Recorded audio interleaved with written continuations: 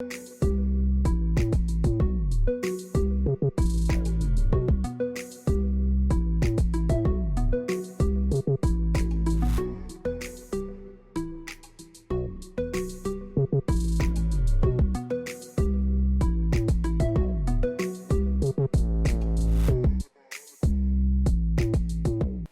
is Tuesday, January 15. Here's what is making the news.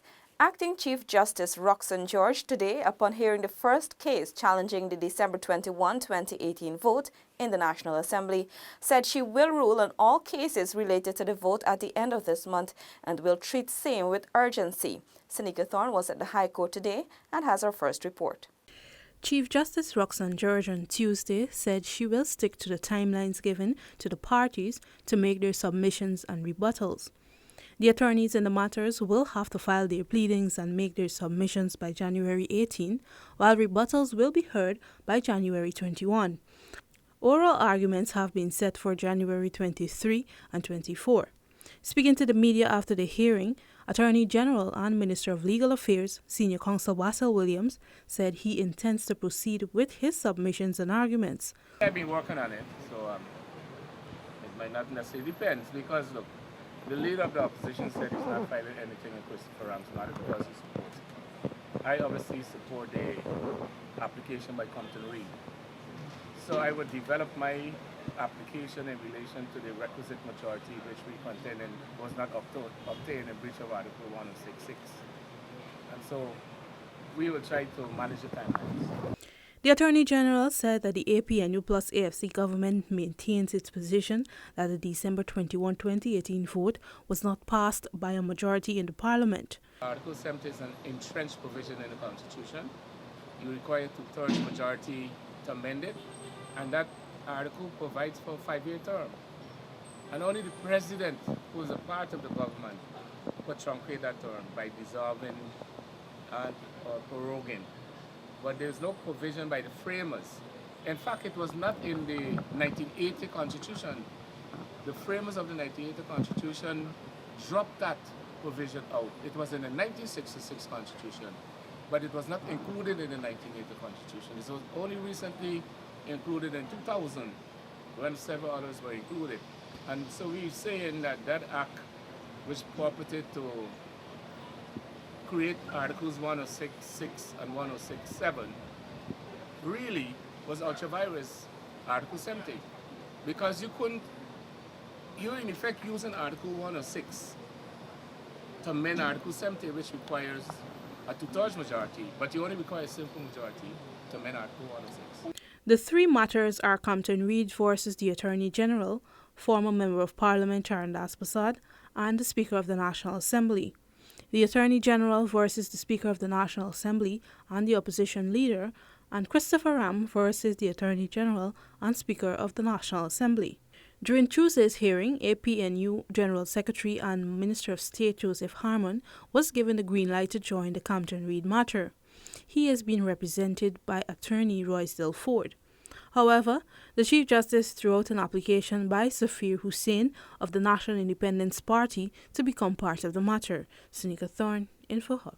In the same vein, Director of Public Information Imran Khan, speaking to Trinidadian media today, said the country remains in a state of normalcy as government awaits the ruling on the December 21, 2018 vote in the National Assembly. More in this report.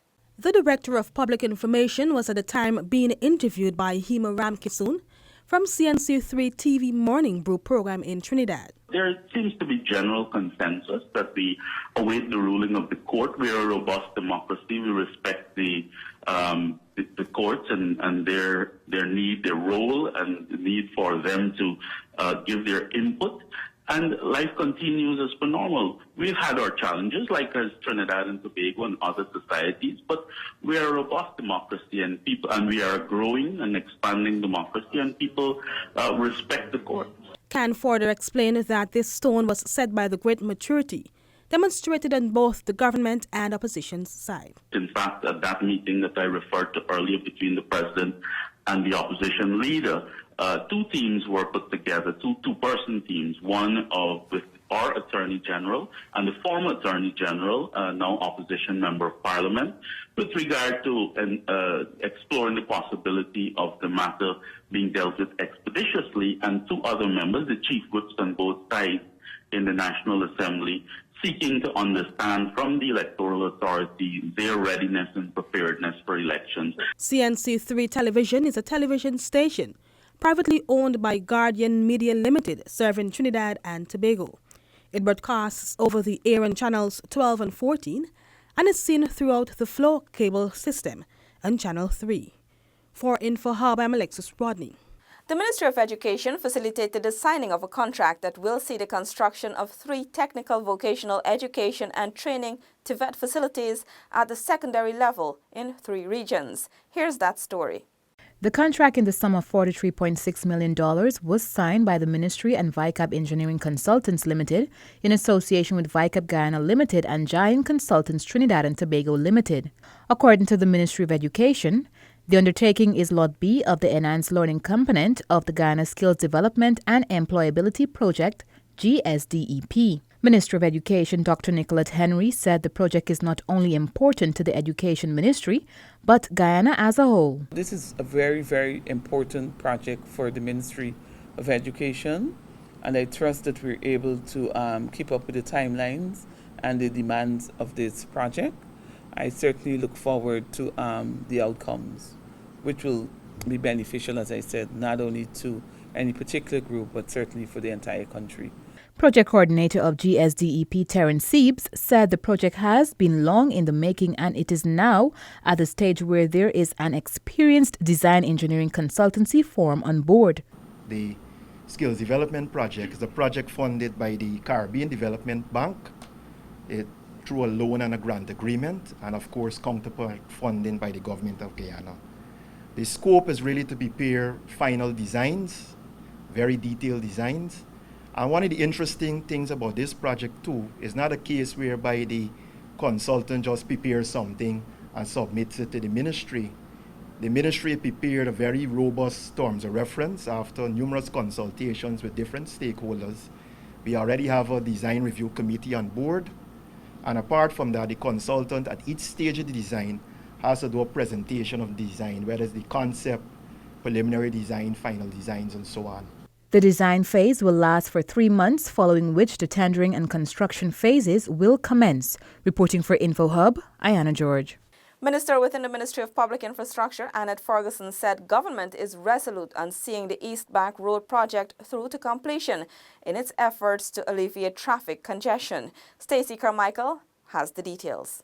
Minister Ferguson explained that once the feasibility aspect is completed, the tendering process will follow. This, she said, is part of government's commitment to ensure all procedures are followed so that all can benefit from long-term improvements. Quote, "So once the government of Guyana is in favor, tendering comes next. The road will provide commuters with an alternative route and will reduce the travel time between East Bank and Georgetown." End quote. According to Minister Ferguson, since funding for the project comes from the government of India, tendering will be advertised overseas to give contractors from India an opportunity to bid as well. Stage 1 of the project was awarded to Consultant Rights Limited, a Government of India enterprise, to the tune of approximately $277 million. It was highlighted by the minister that a final detailed project report will be submitted in April, while Stage 2 of the construction and supervision will begin in July 2019.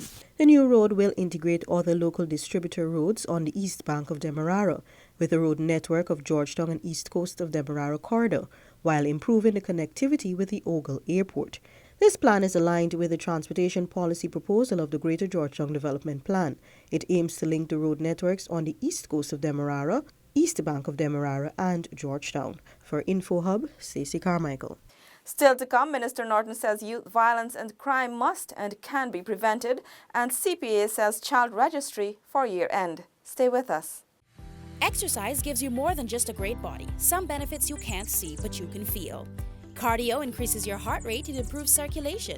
60 minutes is good for heart health and 30 minutes for overall health. It helps boost your immune system, eases your mind, and rejuvenates your body. Now let's talk muscle. The more muscle mass you have, the more fat your body burns while resting. A pound of muscle burns 3 times more calories than a pound of fat. So, having more muscle means you can consume more calories. Exercise can improve the look of your skin, boosts your self-confidence, and helps you sleep better so you can wake up and do it all over again. 30 consecutive minutes per day, 5 days a week. Start now.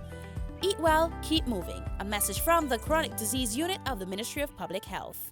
Welcome back. Speaking at the opening of the Caribbean Summit on Youth Violence Prevention, Minister of Social Cohesion Dr. George Norton said youth violence and crime must and can be prevented. Details from Isaiah Braffett. The two-day conference being held at the Marriott Hotel is aimed at examining and redefining violence prevention among young people. Minister Norton highlighted that young people are not only perpetrators of violence, but they are also victims. He added that it is important they be involved at every level of decision-making, especially relating to their well-being. It is imperative that participation of youth in issues of peace and security is pursued. Hence, youth must be at the center of any discussion and/or resolutions that seek to address issues relating to peace and security of our nations. One cannot deny that all across the world, young people are involved in activities that can destroy themselves and society. However,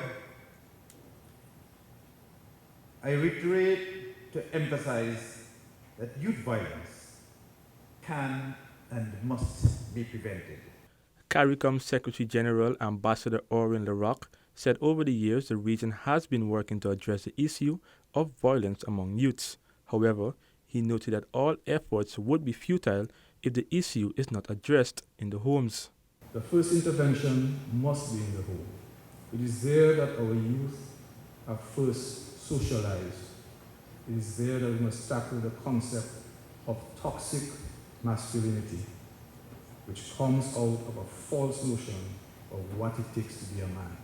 It is in our streets, in our communities, in our towns and villages that we must focus on the development of social resilience skills. We must demonstrate that gangs, crime and violence are not the answers to a path of success and self-actualization. He pointed out that such forums provide the opportunity for youths to be fully involved, providing solutions to problems that affect them directly. The youths participating in the summit are optimistic about the outcome of the forum. I think that this forum is really essential in getting down to the bottom of what is the issue and why are young people the ones perpetrating crime. But also it gives the young people the understanding that they're key partners and they can also come up with the solutions of these problems. The hope is that from the summit, a youth-centered action is formulated to combat the high level of violence. Isaiah Braffett for InfoHub. Perpetrators of child sexual offences will be sacked as the Child Care and Protection Agency, CPA, will be introducing a child registry by year end. Ayana George has that story. This follows the launch last year of the Sexual Offences Court through the collaborative efforts with the local judiciary and the United Nations International Children's Emergency Fund, UNICEF. Director of the Child Care and Protection Agency, CPA, Anne Green, in an interview with InfoHub, said the Child Registry will introduce a broad case management system which will assist in tackling child sexual offences countrywide. The registry is up. It has to be tested. We have to do research because we got to put names in there. We're working with our legal counsel saying we'll have to go back about 5 years to get the information to put. So the registry will not be available to the public just now. Green said the case management system is functional and the child registry will publish and provide persons with the ability to access the necessary information about offenders via the internet. The staff on board must be trained with the new, it's a case management. So all the work that they do will be input in this system. So that's how it's going to be able to capture things easily. So right now the system is up and the staff is due to commence the training to operate the whole case management system. So it's as you put the work that they're doing, they're making the assessments and everything will be done right there on it. So things will be captured. The child registry is expected to be available to the public by year end. Reporting for InfoHub, Ayana George. An elderly citizen, Iona Smith, is now a beneficiary of a new wheelchair, compliments of the Ministry of Social Protection. Minister Amna Ali made a timely and much-needed donation on Monday. Here is that report. As part of its mandate of providing care, protection, and other services to senior citizens, the Ministry of Social Protection on Monday gifted 83-year-old Iona Smith with a brand new wheelchair. Smith has been dependent on her family members to take her from one place to the next for many years. Her son, Leslie Van Newton, who received the wheelchair on her behalf, expressed gratitude to the ministry. So I came in and I wrote a letter and I was successful. And today I gave my gratitude towards the minister and our office for this kind token. He said his mother is presently a resident at a nursing home and is elated by the gesture. The ministry has provided several wheelchairs to individuals and organizations in keeping with its mandate to deliver a comfortable life for all senior citizens countrywide. Reporting for InfoHub, Ayana George. The Ministry of Social Cohesion's All-Stars Mash concert kicked off on Saturday at the Mabaruma Settlement Ground, drawing an audience of close to 2,000. Stacey Carmichael has our final report. Slated as one of the many activities for Mashramani 2019, the All-Stars concert saw the relatively new, young artists along with the more seasoned performers like Michelle Big Red King, Young Bill Rogers, Joma Rubberwaist Primo, Brandon Harding, among others, taking the stage. Minister of Social Cohesion Dr. George Norton expressed satisfaction with the event, which he described as nothing but splendor for the residents. I can tell you that they truly enjoyed it. The artists were able to get them involved. We had the best that we can offer locally, with a stage with Jomo appearing, Big Red appearing, Harding appearing, and the crowd involved. The residents in Mabaruma couldn't ask for better.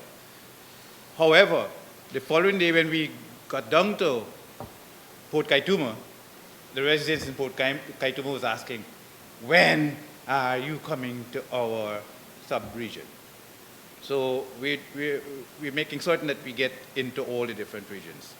According to the minister, the region was not included in activities such as this in 2018, hence the ministry's decision to commence activities in the region this year, a decision he does not regret and plans to continue.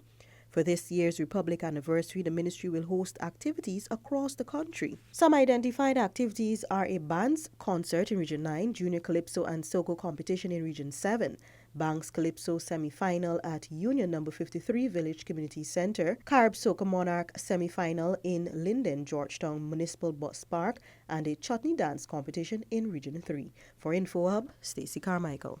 That's all for this evening. Connect with us on WhatsApp, like and subscribe to our Facebook page for notifications. You can also follow us on Instagram for updates and visit our website at dpi.gov.gy. Your bridge and weather reports are up next. Goodbye.